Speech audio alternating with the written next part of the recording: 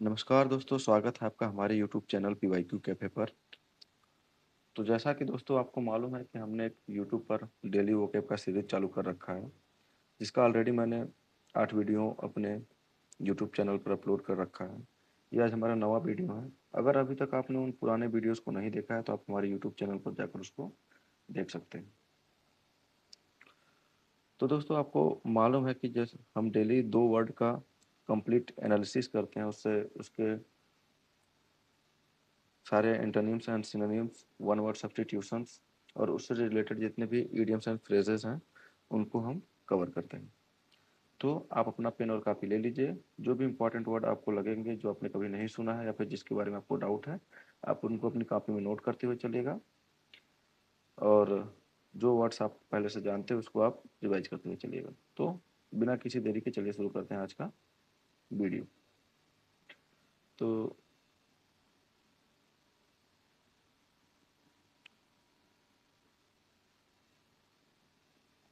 दोस्तों आज का हमारा जो पहला वर्ड है वो है एंसेस्टर। क्या है? एंसेस्टर्स। एंसेस्टर्स ये कैसा है? एक ये नाउन कैटेगरी का वर्ड है। ठीक है दोस्तों, नाउन कैटेगरी का वर्ड है और ये हमेशा एज ए प्लूरल यूज होता है। ठीक है, एज ए बहुवचन प्रयोग में आता है। तो इसका हिंदी मीनिंग होता है पूर्वज या पुरखे, यानी अग्रज। यानी वे लोग जिनसे कोई व्यक्ति वंशानुगत रूप से उत्पन्न हुआ हो, जो बहुत समय पहले परिवार में हो चुके हों, है ना। मतलब हमारे जो पूर्वज होते हैं ना, उनको एंसेस्टर्स बोला जाता है। अच्छा, इसका कॉन्टेक्स्ट देख लीजिए। एंसेस्टर का प्रयोग उन मृत पारिवारिक सदस्यों के लिए किया जाता है जो माता पिता या दादा दादी से भी पीढ़ी दर पीढ़ी पहले के हों। जैसे परदादा हो गए, उनसे, है ना, उनके भी पूर्वज जो हो गए वो हमारे क्या है, पूर्वज माने जाते हैं। यानी हमारे जो दादा दादी हैं, उनके जो पहले उनके पहले पीढ़ी के जो हैं लोग, उनको हम लोग क्या मानते हैं? पूर्वज मानते हैं। अच्छा, इसका एक जैविक या प्राकृतिक संदर्भ भी होता है, जहाँ किसी जीव की पुरानी विलुप्त प्रजाति को भी उसका एंसेस्टर कहा जाता है। इसका विपरीत डिसेंडेंट्स होता है ना, वंशज। अच्छा, एंसेस्टर का विपरीत क्या होता है? डिसेंडेंट होता है। अच्छा, एंसेस्टर्स का हमारा जो है ना कि कभी कभी हम उसको, जो प्रजातियां विलुप्त हो जाती है ना, उनके लिए भी एंसेस्टर्स का प्रयोग कर दिया जाता है। ठीक है, तो सेंटेंस में यूज देख लेते हैं। Scientist believe that modern birds evolved million of year ago from ancient reptilian ancestors, है ना। इसका मतलब हुआ, वैज्ञानिकों का मानना है कि आधुनिक पक्षी लाखों साल पहले प्राचीन सरीसृप पूर्वजों से विकसित हुए हैं। तो इसमें क्या माना गया कि जो सरीसृप हैं उनसे जो विकसित हुए हैं वो हमारे आज के पक्षी हैं। तो इससे क्या पता चला कि वो विलुप्त हो चुके हैं, है ना। जो प्रजाति विलुप्त हो चुकी है उसके लिए भी यहाँ पे देखिए आप, एंसेस्टर का प्रयोग किया गया है। ठीक है, चलिए आगे बढ़ते हैं। अब हम देखते हैं इससे जुड़े जितने भी इंपॉर्टेंट इडियम्स हैं उसको हम लोग कवर करते हैं। तो हमारा पहला है फोर फादर्स। क्या है? Four fathers. सॉरी दोस्तों, मैंने इडियम्स बोल दिया, ये एक्चुअली सिनोनिम है। ठीक है, यानी समानार्थक शब्द। तो पहला है हमारा फोर फादर्स। फोर फादर्स यानी पुरखे, बाप दादा को क्या बोला जाता है? फोर फादर, FORE, FOUR नहीं है दोस्तों, ध्यान से देखिए, FORE यानी फोर फादर्स। दूसरा है प्रीडिसेसर्स, PREDECESSORS। प्रीडिसेसर्स यानी, प्रीडिसेसर यानी पूर्ववर्ती या पहले के लोग। ठीक है, प्री हमेशा पहले के लिए प्रयोग किया जाता है। ठीक है, असेंडेंट्स, असेंडेंट्स यानी पूर्वज, ऊपर की पीढ़ी के लोग को क्या बोलते हैं? Ascendants, ASCENDANTS, ascendants. नेक्स्ट है एल्डर्स, बड़े बुजुर्ग। फोर बियर्स यानी पुरखे या पूर्वज, है ना। फोर रनर्स यानी अग्रदूत, पहले आने वाले। फोर रनर्स यानी पहले आने वाले या फिर अग्रदूत। फिर है प्रिकर्सर्स। प्रिकर्सर्स यानी होता है अग्रगामी या पूर्व संकेत देने वाला। प्रिकर्सर्स यानी क्या होता है? पूर्व संकेत देने वाला, फिर अग्रगामी जो पहले आया हुआ है। ठीक है, फाउंडर्स यानी संस्थापक या मूल पुरुष। पेरेंट्स यानी माता पिता या निकटतम पूर्वज। नेक्स्ट हमारा ओरिजिन्स यानी मूल उत्पत्ति स्रोत, है ना, मूल या उत्पत्ति स्रोत। अब कुछ एडवांस वर्ड देख लेते हैं। प्रोजेनिटर्स, प्रोजेनिटर्स क्या है? प्रोजेनिटर्स, PROJENITORS। प्रोजेनिटर्स यानी क्या होता है? आदि पुरुष या मूल पूर्वज। नेक्स्ट है एंटीसीडेंट्स। एंटीसीडेंट्स यानी पूर्ववृत्त यानी पूर्वज, इतिहास से जुड़ा हुआ ना, एंटीसीडेंट्स।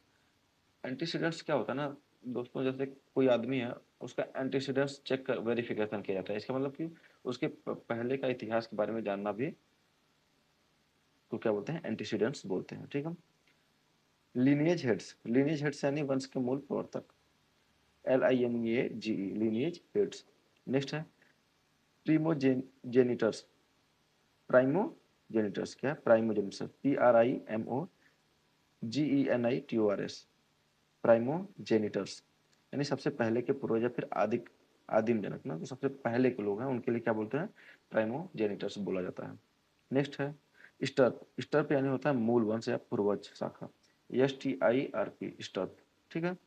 फादर्स, फादर्स यानी आदि पुरुष या प्राचीन पुरखे। एंसेस्ट्री, एंसेस्ट्री यानी वंशावली, पुरखों का समूह, ANCESTRY, एंसेस्ट्री यानी वंशावली या पुरखों का समूह। नेक्स्ट है रेडिक्स। रेडिक्स यानी मूल जड़ या फिर प्रारंभिक स्रोत। प्रारंभिक स्रोत के लिए क्या प्रयोग करते हैं दोस्तों, रेडिक्स, RADIX, है ना। नेक्स्ट है प्रोटोटाइप। प्रोटोटाइप यानी मूल रूप या आदर्श प्रथम रूप को भी क्या बोलते हैं, प्रोटोटाइप बोलते हैं। हम जब कोई भी चीज, कोई भी वस्तु को नया जब बनाते हैं तो जो पहला वो होता है वो उसका क्या होता है, प्रोटोटाइप होता है। ठीक है। जेनेसिस, जेनेसिस यानी उत्पत्ति या फिर आरंभिक बिंदु, है ना। तो इस हिसाब से हमने देख लिया कि हमारे जितने भी इंपॉर्टेंट सिनोनिम्स थे उसको हमने यहाँ पे रख दिए हुए हैं। इसमें से जो आपको वर्ड नहीं मालूम है आप उसको इंपॉर्टेंट वर्ड को अपने नोटबुक में नोट करते हुए चलिएगा। ठीक है। अब आगे बढ़ते हैं। तो हमारा अगला स्लाइड है एंटोनिम्स का, है ना, यानी विलोम शब्द का। तो एंसेस्टर का विलोम होता है डिसेंडेंट्स। क्या होता है, डिसेंडेंट्स, DESCENDANTS। डिसेंडेंट्स यानी वंशज या फिर संतान। ठीक है। जो आने वाली पीढ़ियां होती है उसको क्या बोलते हैं, डिसेंडेंट्स बोलते हैं। फिर ऑफ स्प्रिंग, ऑफ स्प्रिंग यानी बच्चे होता है, OFFSPRING, ऑफ स्प्रिंग यानी बच्चे या फिर संतान। नेक्स्ट है चिल्ड्रन। चिल्ड्रन यानी बच्चे या संतति। सक्सेसर्स, सक्सेसर्स यानी उत्तराधिकारी, बाद में आने वाले लोग क्या बोलता है, सक्सेसर्स बोला जाता है ना, इसका मतलब होता है उत्तराधिकारी। फॉलोअर्स यानी अनुयायी। नेक्स्ट है हमारा फॉलोअर्स यानी अनुयायी या फिर पीछे चलने वाले लोग क्या बोला जाता है, फॉलोअर्स बोला जाता है। हेयर्स यानी होता है वारिस या उत्तराधिकारी, हेयर्स, एस लगा रहता है दोस्तों, HEIRS, इंपॉर्टेंट है, याद रखिएगा। वारिस को क्या बोलते हैं, उत्तराधिकारी या वारिस को बोलते हैं हेयर्स बोलते हैं। पास्टेरिटी। नेक्स्ट हमारा पॉस्टेरिटी। पॉस्टेरिटी यानी होता है भावी पीढ़ी, आने वाली संतानें, POSTERITY, पॉस्टेरिटी यानी भावी पीढ़ी। नेक्स्ट हमारा ईसु। ईसु यानी क्या होता है, संतान या फिर कानूनी वारिस, है ना, कानूनी वारिस। नेक्स्ट है हमारा ब्रूड। ब्रूड यानी एक ही माँ के बच्चे या शावक। ठीक है। शावक या एक ही माँ के बच्चों को क्या बोला जाता है, ब्रूड बोला जाता है। यूथ यानी युवा पीढ़ी, यूथ यानी युवा पीढ़ी। इस बाद साइंस। साइंस यानी होता है वंशज या कुलीन परिवार के चश्मो चिराग, है ना। वंशज को क्या बोला जाता है, साइंस बोला जाता है, SCIONS, साइंस यानी वंशज। प्रोजेनी। प्रोजेनी हमारा नेक्स्ट वर्ड है, इसका मतलब होता है संतति या फिर कुल संतान को क्या बोलते हैं, प्रोजेनी बोलते हैं, PROGENY।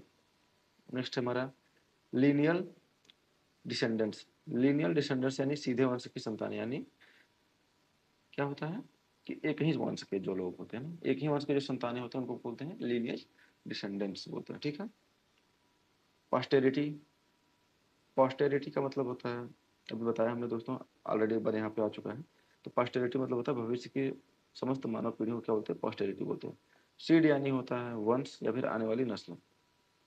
Succeeding generation, succeeding generation यानी आगामी पीढ़ी, जनरेशन यानी पीढ़ी होता है, सक्सीडिंग यानी आने वाले। इनहेरिटर्स। इनहेरिटर्स यानी होता है विरासत पाने वाले लोग। इनहेरिटर्स माने क्या होता है, विरासत पाने वाले लोग, INHERITORS। ठीक है। ऑफशूट्स क्या होता है, ऑफशूट्स, ऑफशूट्स यानी मुख्य शाखा से निकली संतान या फिर उपशाखा है। ठीक है। नेक्स्ट है फ्रैटरी। फ्रैटरी यानी होता है भाईचारा फिर समकालीन पीढ़ी, सम्मान स्तर वाले लोगों को क्या बोलते हैं, फ्रैटरी, FRATRY। नेक्स्ट है जूनियरिटी। क्या है, जूनियरिटी। जूनियरिटी मतलब होता है कनिष्ठता या फिर बाद की स्थिति। जूनियर यानी जो हमसे नीचे होता है ना, तो उन्हीं को बोलते हैं जूनियरिटी, JUNIORITY। ठीक है। तो हमारे एंटोनिम्स कंप्लीट हो गया। अगर आप इसका चाहें तो स्क्रीनशॉट ले सकते हैं ताकि बार बार आप इसको रिवाइज कर सकें। आगे बढ़ते हैं, अब हम देखेंगे इससे जितने भी जुड़े हुए इंपॉर्टेंट इडियम्स एंड फ्रेजेस हैं उसको कवर करेंगे। तो पहला है हमारा in the blood. In the blood का मतलब होता है अ फैकल्टी स्किल और trait handed down by ancestor, यानी रक्त में होना होना ना, क्या बोलते हैं, ये तो इसके खून में है ना? इसका मतलब क्या है कि खून में होना का मतलब कि हमारे जो इसके पूर्वज जो हैं वो भी ऐसे ही थे, जो गुण इसके अंदर है वही गुण इनके पूर्वजों में थे, तो उनको क्या बोलते हैं, इन द ब्लड, यानी खानदानी आदत होना। ठीक। नेक्स्ट है फैमिली ट्री। फैमिली ट्री का मतलब होता है वंशावली वृक्ष या फिर पुरखों का नक्शा। फैमिली ट्री का मतलब होता है वंशावली वृक्ष, यानी कि एक आदमी है उसके कितनी शाखाएं, जैसे पेड़ होता है मुख्य पेड़ के कितने शाखाएं होती है, वैसे ही एक आदमी फिर उनके कितने बच्चे, फिर उन बच्चों के कितने बच्चे, इसको जो हम इसका एक डायग्राम बनाते हैं तो क्या होता है उसको बोलते हैं फैमिली ट्री बोलते हैं। Ancestral home. एंसेस्ट्रल होम का मतलब होता है पैतृक निवास या पुरखों का घर। एंसेस्ट्रल होम का मतलब होता है पुरखों का घर, यानी जो हमारे दादा परदादा लोग होते हैं उनका जो घर होता है उसको क्या बोलते हैं, एंसेस्ट्रल होम्स बोलते हैं। नेक्स्ट है walk in someone's footstep.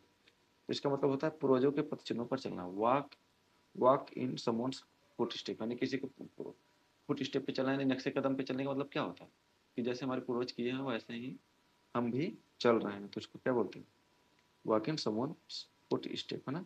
To follow the example और प्रोफेशन सेट बाय एंसेस्टर, पूर्वजों के पद चिन्हों पर चलना, है ना। नेक्स्ट है pass the torch. Pass the torch का मतलब होता है to hand over traditions, duties और knowledge from ancestor to youth, यानी पुरानी परंपरा जिम्मेदारी अगली पीढ़ी को सौंपाना, है ना। जैसे हम क्या कहते हैं, इसको ऐसे समझिए कि जैसे हम टॉर्च, टॉर्च क्या है, पॉजिटिव चीज है, पॉजिटिव यानी कोई रोशनी देता है तो उसको पॉजिटिव मानते हैं। तो इसका मतलब क्या हुआ कि हम अपनी कोई जिम्मेदारी पॉजिटिव चीजों को सौंपने का मतलब क्या होता है, उनके गुण या फिर उनकी जिम्मेदारी। पास द टॉर्च का मतलब होता है कि अपनी जिम्मेदारियों को आने वाली पीढ़ियों के ऊपर सौंपना, इसी को बोलते हैं। ठीक है। जैसे ऐसा समझिए कि दौड़ में एक धावक जब अपनी मशाल को अपनी ही टीम के अगले खिलाड़ी को जब सौंप देता है, उसका क्या मतलब है कि वो जिम्मेदारी को सौंप रहा है कि भैया हम दौड़ चुके हैं, अब आपकी बारी है, आपको इस दौड़ को आगे पूरा करना है। ठीक है। आगे बढ़ते हैं, अब हम देखते हैं वन वर्ड सब्स्टिट्यूशन। तो हमारा पहला है अ पर्सन और organism from whom others are directly descended, यानी वह व्यक्ति या आदि जीव जिससे कोई पूरा वंश या प्रजाति उत्पन्न होती है उसको क्या बोलते हैं, प्रोजेनिटर्स। क्या बोलते हैं, प्रोजेनिटर्स, यानी आदि पुरुष या जनक। जनक यानी जो आने वाली जो जितनी भी पीढ़ियां हैं जिनकी वजह से हैं उन्हीं को बोलते हैं प्रोजेनिटर्स बोलते हैं। ठीक है, उनको क्या बोलते हैं, प्रोजेनिटर्स। नेक्स्ट है the study of family histories, histories, lineages and the tracking of ancestor, यानी परिवार के इतिहास, वंशावली और पूर्वजों की खोज का वैज्ञानिक अध्ययन को बोलते हैं जीनियोलॉजी। जीनियोलॉजी, जीनियोलॉजी, जीन यानी जीन हो गया ना, जो हमारे पुरखों के द्वारा हमारे खून में पाया जाता है हमारे शरीर में ना। तो जीन और एलॉजी, जीनियोलॉजी यानी वंशावली अध्ययन। ठीक है। इसमें हम क्या करते हैं कि हमारे पुरखों के बारे में पढ़ते हैं, वंशावली इतिहास, उनके इतिहास पढ़ते हैं। ठीक है। All future generation of people are the descendants of a specific ancestor, यानी किसी व्यक्ति व्यक्ति के आने वाले समस्त संतानें या भविष्य की भावी पीढ़ियों को क्या बोलते हैं हम, पोस्टेरिटी बोलते हैं। क्या बोलते हैं, पोस्टेरिटी, POSTERITY, यानी भावी पीढ़ी या संतति, है ना। नेक्स्ट हमारा a person who comes before another in a specific office, position और टाइम, यानी कि ऐसा कोई आदमी जो किसी पद, नौकरी या समय में किसी दूसरे व्यक्ति से ठीक पहले रहने वाला हो या आने वाला, उसको क्या बोलते हैं, प्रीडिसेसर्स। क्या बोलते हैं, प्रीडिसेसर्स, यानी पूर्ववर्ती या फिर पूर्व अधिकारी। क्या बोलते हैं, predecessors, PREDE, double single C, उसके बाद E, फिर डबल SOR, PREDECE, ठीक है। नेक्स्ट है अ यंग मेंबर और descendant of a rich, noble और इन्फ्लुएंशियल फैमिली, है ना, यानी किसी अत्यंत प्रतिष्ठित या अमीर घराने का युवा वंशज या चश्मोचिरा को क्या बोलते हैं, सायन बोलते हैं। सायन बोलते हैं। ठीक है, बताया था ना, सायन, SCION, है ना। ठीक है, राजकुमार यानी सायन। ठीक है, कुलीन संतान वंशज। इनहेरिटेड फ्रॉम और belonging to one's forefathers through legal और फैमिली राइट्स, यानी वह संपत्ति या परंपरा जो किसी को अपने बाप दादा के से विरासत में मिला हो, तो उसको क्या बोला जाता है, पैट्रिमोनियल बोला जाता है। क्या बोलते हैं दोस्तों, पैट्रिमोनियल, यानी पैतृक या बपौती, यानी मतलब तुम्हारे बाप का है क्या, हाँ तो बाप का है, यानी पैट्रिमोनियल है। क्या वो, पैट्रिमोनियल है। ठीक है। तो अब हम कोर रूट वर्ड देख लेते हैं। तो इसका कोर रूट वर्ड है, जैसे एंटी या फिर एंटी है ना, एंटी यानी ANTE और ANTI क्या एंटी, यानी पहले, सामने या प्राचीन, इसके लिए प्रयोग किया जाता है, ठीक है। टू गो और मूव यानी जाना या बढ़ना। एंटेसियर, एंटेसियर से एंटेसेसर्स बना है ना, सेसर, एंटेसेसर ANTE, ठीक है। तो आपको इतना इंपॉर्टेंट नहीं है ये याद रखना, बस ये याद रखिए कि अगर ऐसा कोई रूट वर्ड आ रहा है तो इसका मतलब होता है ना, पहले या फिर सामने या फिर प्राचीन, ठीक है। जैसे कुछ इंपॉर्टेंट वर्ड देख लेते हैं। एंटीसीडेंट, इसका मतलब हमें पता था, एंटीसीडेंट का मतलब होता है पूर्वगामी घटना या व्याकरण में पहले आने वाले शब्द को क्या बोलते हैं, एंटीसीडेंट बोलते हैं, ठीक है। एंटी चैम्बर, एंटी चैम्बर का मतलब होता है मुख्य कक्षा से पहले का स्वागत है, यानी जो मेन हमारा जो रूम है या ऑफिस है, उससे जो पहले जो ऑफिस आता है, स्वागत, इसमें हम रिसेप्शन बोलते हैं ना, रिसेप्शन, स्वागत कक्ष, तो वो होता है एंटी चैम्बर, उसको बोला जाता है। नेक्स्ट है एंटी डाइलुवियन, क्या है, एंटी डिलुवियन। एंटी डिलुवियन का मतलब होता है अत्यंत प्राचीन या आदम के जमाने का, क्या होता है, अत्यंत प्राचीन या आदम के जमाने, belonging to the time before the biblical flood, extremely old fashion, है ना, कोई आदम जमाने का, उसको क्या बोलते हैं, एंटी डाइलुवियन। नेक्स्ट हमारा एंटी मेरिडियम, एंटी मेरिडियन यानी होता है, एंटी मेरिडियन होता है, यानी दोस्तों मतलब before, being before noon or the middle of the day, यानी दोपहर से पहले का समय को क्या बोलते हैं, एंटी मेरिडियन, AM बोलते हैं ना, इसको क्या बोलते हैं, AM बोलते हैं, एंटी मेरिडियन। तो इसी के साथ हमारा पहला वर्ड समाप्त होता है दोस्तों। अब हम दूसरे वर्ड की तरफ बढ़ते हैं। तो आज का हमारा जो दूसरा वर्ड है उसका है, उसका वो क्या है, अप्रेज है, क्या है, अप्रेज, अप्रेज यानी, अच्छा ये क्या है, किस कैटेगरी का वर्ड है, ये वर्ब है, क्या है, वर्ब यानी क्रिया। तो अप्रेज इसका मतलब होता है मूल्यांकन करना या फिर आंकना या फिर मूल्य निरूपण करना। किसी वस्तु की गुणवत्ता, कीमत या महत्व का सही अनुमान लगाने को क्या बोलते हैं हम, अप्रेज करना बोलते हैं। अप्रेज का इस्तेमाल किसी चीज जैसे जमीन, सोना या कर्मचारी के काम की वास्तविक कीमत, स्तर या क्षमता को आधिकारिक तौर पर परखने के लिए किया जाता है। इसे अक्सर भ्रमित करने वाले शब्द अप्राइज यानी सूचित करना या फिर इन्फॉर्म करना के साथ देकर स्पॉटिंग द एरर या फिलिंग द ब्लैंक्स में फंसा है। तो देखो जो अप्राइज का मतलब होता है आंकना या फिर मूल्यांकन करना, है ना, जैसे ना था अप्रेजल रिपोर्ट यानी मूल्यांकन रिपोर्ट। कोई कर्मचारी किसी ऑफिस में काम करता है तो उसको क्या बोलते हैं, अप्रेजल, है ना। तो लेकिन इसमें क्या है, इसकी स्पेलिंग है APPRAISE, लेकिन अगर यहाँ से बीच में से ए हटा दीजिए तो ये हो जाएगा अप्राइज। अप्राइज का मतलब होता है, क्या होता है, सूचित करना या फिर इन्फॉर्म करना, किसी को कोई बात को सूचित करना है तो उसको क्या बोलते हैं, अप्राइज, APPRISE। तो उसका यूज देख लीजिए। The bank sent an independent expert to appraise the property before approving the home loan, यानी जो बैंक है एक स्वतंत्र एक्सपर्ट को भेजा है, किसके लिए, कि किसी लोन को पास करने के लिए उसके प्रॉपर्टी का जो है आ- आंकलन करने के लिए, फिर मूल्यांकन करने के लिए बैंक ने उसके घर भेजा है, ठीक है। आगे बढ़ते हैं। तो अप्रेज के जितने भी इंपॉर्टेंट सिनोनिम्स हैं उसको हम देख लेते हैं। तो अप्रेज मतलब होता है आंकना या फिर मूल्यांकन करना, है ना।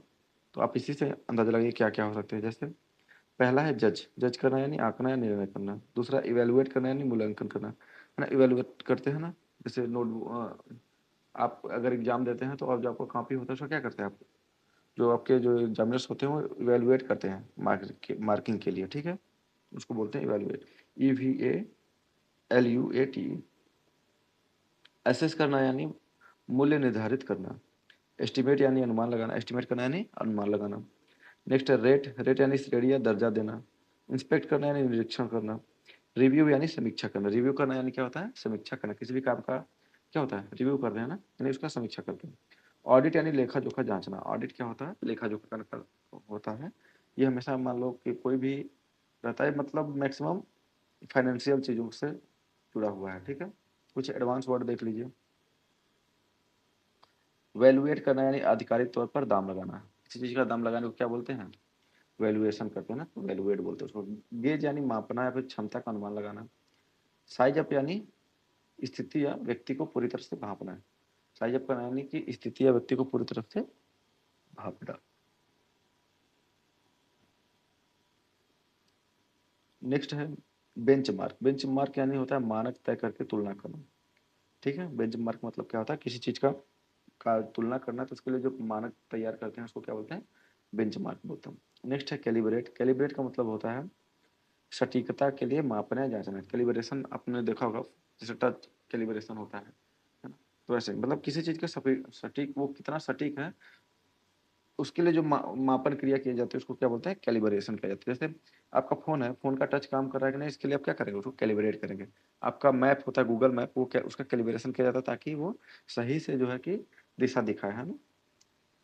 एनालाइज करना यानी विश्लेषण करना। और हमारा लास्ट है एप्रिसिएट करना। एप्रिसिएट करना है मूल्य या गुण को सही सही पहचानना। एप्रिसिएशन मतलब मूल्य या गुण को सही सही पहचानना। ठीक है, तो आप इसका स्क्रीनशॉट ले सकते हैं बार बार रिवीजन के लिए। आगे बढ़ते हैं, अब हम आगे आगे देखेंगे इसके इससे रिलेटेड जितने भी इंपॉर्टेंट एंटोनिम से विलोम शब्द। तो हमारा पहला है इग्नोर। इग्नोर यानी होता है अनदेखा करना या फिर उपेक्षा करना। किसी चीज को इग्नोर कर देने का मतलब क्या होता है, उसको आपने नजरअंदाज कर दिया यानी अनदेखा कर दिया। नेग्लेक्ट। नेग्लेक्ट यानी ध्यान न देना या फिर लापरवाही करना। नेग्लेक्ट क्या होता है, लापरवाही करने को बोलते हैं नेग्लेक्ट। मिसजज। मिसजज यानी होता है गलत अंदाजा लगाना। मिसजज यानी गलत अंदाजा लगाना। नेक्स्ट है ओवरलुक करना यानी नजरअंदाज करना, है ना, इग्नोर करना। ठीक है, दोनों सेम है। डिसरिगार्ड यानी अवहेलना करना या फिर खारिज करना। किसी चीज को अवहेलना करना या खारिज करने को क्या बोलते हैं, डिसरिगार्ड बोलते हैं। नेक्स्ट वर्ड है हमारा अंडर वैल्यू। अंडर वैल्यू करना यानी क्षमता या कीमत को बहुत कम आंकना। अंडर वैल्यू करना, वैल्यू को अंडर करना यानी कि बहुत कम आंकना। मिस कैलकुलेट करना यानी गलत गणना करना। कैलकुलेट करना यानी गणना करना, मिस यानी गलत, तो मिस कैलकुलेट यानी गलत गणना करना। नेक्स्ट है डिप्रिशिएट करना है ना। डिप्रिशिएट मतलब होता है मूल्य कम करना है फिर कम आंकना। तो डिप्रिशिएट मतलब क्या होता है, जैसे मान लीजिए आपने कोई सामान खरीदा, आप वो 4,000 का खरीदा है, तो अगले साल उसको जब बेचेंगे तो 4,000 का नहीं बिकेगा, उसमें कुछ पैसे की डिप्रिसिएशन होगी ना, यानी ह्रास बोलते हैं, ह्रास। ह्रास यानी कमी होना। ठीक है। पुह। पुह पुह यानी क्या होता है, किसी विचार को तुच्छ मानकर खारिज करने को क्या बोलते हैं, पुह। POOH, POOH, पुह पुह। ठीक है। नेक्स्ट है स्कैंट। स्कैंट का मतलब होता है पर्याप्त महत्व न देना या फिर छोटा आंकना। किसी चीज को पर्याप्त महत्व नहीं दे रहा हो, यानी जितना उसका इंपॉर्टेंस उतना इंपॉर्टेंस नहीं दे रहा है, फिर वो छोटा आंक रहे हो, तो इसका मतलब उसको क्या बोलते हैं, अंग्रेजी में स्कैंट बोलते हैं। डिसएस्टीम क्या है, नेक्स्ट डिसएस्टीम। डिसएस्टीम यानी आदर या मूल्य न देना। किसी को आदर नहीं करने को क्या बोलते हैं, डिसएस्टीम बोलते हैं। DISESTEEM। ठीक है। नेक्स्ट है अंडर एस्टिमेट करना यानी कमतर आंकना। अंडर एस्टिमेट यानी कम, है ना, कम आंकना। तो इसी के साथ हमारा एंटोनिम हो गया। आप इसका स्क्रीनशॉट ले लीजिए बार बार विजन के लिए। चलिए आगे बढ़ते हैं। तो हमारा अब इससे जुड़ा कुछ रिलेटेड इडियम्स एंड फ्रेजेस हैं, उसको देख लेते हैं। पहला है हमारा टेक स्टॉक ऑफ, यानी स्थिति का जायजा लेना या फिर मूल्यांकन करना। तो टेक स्टॉक ऑफ का मतलब होता है किसी भी स्थिति का जायजा करना, है ना, यानी इंस्पेक्शन करना और उसका मूल्यांकन करना, यानी to examine a situation carefully to make a judgment, है ना। नेक्स्ट हमारा मेजर अप। मेजर अप का मतलब होता है to meet the required standard और एक्सपेक्टेशंस, यानी उम्मीदों या तय मकानों पर खरा उतरना। जो भी मकान अरे मानक आपका सेट किया गया है, उस पर अगर आप सही उतर रहे हैं, खरा उतर रहे हैं, 100% सही है, तो उसको क्या बोलते हैं, मेजर अप बोलते हैं। नेक्स्ट है वे ऑप्शन। वे ऑप्शन मतलब होता है to carefully consider the pros and cons before deciding. ना, तो वे ऑप्शन मतलब क्या होता है, नफा और नुकसान का आकलन करना। यानी कि अगर कोई चीज है, आप खरीद रहे हैं फिर बेच रहे हैं, तो आप उसको देखेंगे ना कि इसमें हम ऐसा करेंगे तो इतना फायदा होगा, और इसमें अगर इतना कम कर देंगे तो हमको इतना नुकसान होगा, तो इसको क्या बोलते हैं, वे ऑप्शंस बोलते हैं, यानी नफा नुकसान का आकलन करना। नेक्स्ट है size someone up. Size someone up का मतलब होता है to form a quick judgment about a person's ability और कैरेक्टर। यानी किसी को पहली नजर में भांप लेना। किसी को अगर पहली नजर में आप भांप लेते हैं तो उसको क्या बोला जाता है, साइज समवन अप, यानी उसकी कितनी क्षमता है, क्या कर सकता है क्या नहीं कर सकता, इसको बोलते हैं अंग्रेजी में साइज समवन अप, और हिंदी में बोलते हैं पहली नजर में भांप लेना। चलिए आगे बढ़ते हैं, हम देखेंगे, अब हम वर्ड वर्ड वर्ड सब्स्टिट्यूशंस देख लेते हैं। तो हमारा जो पहला है एन एक्सपर्ट, जजमेंट और official assessment of the value quality और परफॉर्मेंस ऑफ समथिंग, यानी किसी वस्तु की कीमत, गुणवत्ता या प्रदर्शन का आधिकारिक विशेषज्ञ मूल्यांकन। इसको क्या बोलते हैं इंग्लिश में, अप्रेजल, क्या बोलते हैं? अप्रेजल। अप्रेजल यानी मूल्यांकन। अभी हमने इसके बारे में पढ़ा था, मूल्यांकन या फिर मूल्य निरूपण करना, है ना? ठीक है। हर कंपनी जो है अपने कर्मचारियों को क्या करता है, समय समय पर अप्रेजल करता है, यानी मूल्यांकन करना है कि उसके अंदर सुधार है, कि उसका परफॉर्मेंस अप है कि डाउन है पिछले के मुकाबले। ठीक है। A person chosen or appointed to officially judge the quality or value of something, especially real estate or art, यानी कला या संपत्ति की कीमत आंकने के लिए नियुक्त आधिकारिक विशेषज्ञ, तो उसको क्या बोलते हैं? अप्रेजर बोलते हैं, यानी मूल्यांकन करता है। जो अप्रेजल करता है उसको क्या बोलते हैं? अप्रेजर बोलते हैं। APPRAISER, अप्रेजर यानी मूल्यांकन करता है, या फिर हिंदी में उसको अमीन भी कहा जाता है। ठीक है। नेक्स्ट है टू इन्फॉर्म और notify someone about a particular matter और सिचुएशन, यानी किसी को विशेष परिस्थिति या घटना की जानकारी देना फिर सूचित करने को क्या बोलते हैं? अप्राइज करना, है ना? अप्राइज यानी सूचित करना, अप्रेज यानी मूल्यांकन करना, अप्राइज यानी सूचित करना। इसमें ए नहीं रहेगा, APPRIS। ठीक है, इंपॉर्टेंट है, देख लीजिएगा। नेक्स्ट है to calculate or officially set the amount of tax और वैल्यू ऑन अ प्रॉपर्टी, यानी किसी संपत्ति पर कर की राशि या उसका मूल्य आधिकारिक रूप से निर्धारित करने को बोलते हैं एसेस करना, है ना? एसेस यानी कर निर्धारण करना या फिर आंकना। ठीक है। नेक्स्ट हमारा फॉर्मल असेसमेंट और evaluation of an employee's work and performance over a period, यानी किसी कर्मचारी के कार्य और प्रदर्शन की सालाना या सावधिक आधिकारिक समीक्षा को क्या बोला जाता है?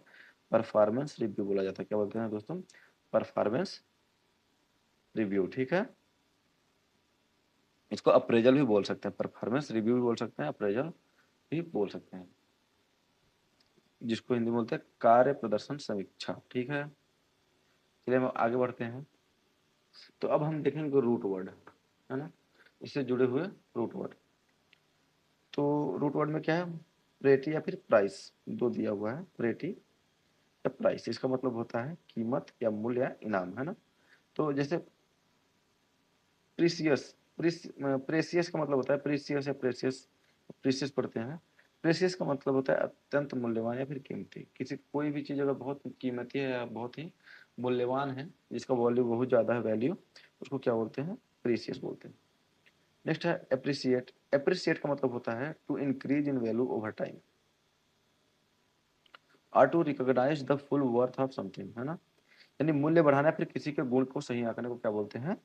एप्रिसिएट कहा जाता है। क्या बोलते हैं? एप्रिसिएट कहा जाता है। डेप्रिसिएट करना यानी समय के साथ मूल्य में गिरावट को क्या बोलते हैं? डेप्रिसिएट बोलते हैं। DEPRICIATE, depreciate. नेक्स्ट हमारा प्राइसलेस। प्राइसलेस का मतलब होता है जिसका कोई दाम न लगा जा सके, नहीं, अमूल्य, है ना? अमूल्य समझिए, ऐसा मत समझिए कि फ्री का है, उसका कोई पैसा नहीं मिलेगा, उसको प्राइसलेस बोलते हैं। नहीं, प्राइसलेस का मतलब होता है अमूल्य, है ना? जिसका कोई भी मूल्य नहीं लगाया जा सकता। तो इसी के साथ हमारा आज का ये वीडियो कंप्लीट होता है। अगर आपने हमारे भी पुराने वीडियोस को नहीं देखा तो आप उन वीडियोस को देख लीजिए। अगर ये वीडियो आपको पसंद आया हो तो इस वीडियो पे कमेंट, लाइक, शेयर और चैनल को सब्सक्राइब करना मत भूलिए। Thank you. जय हिंद।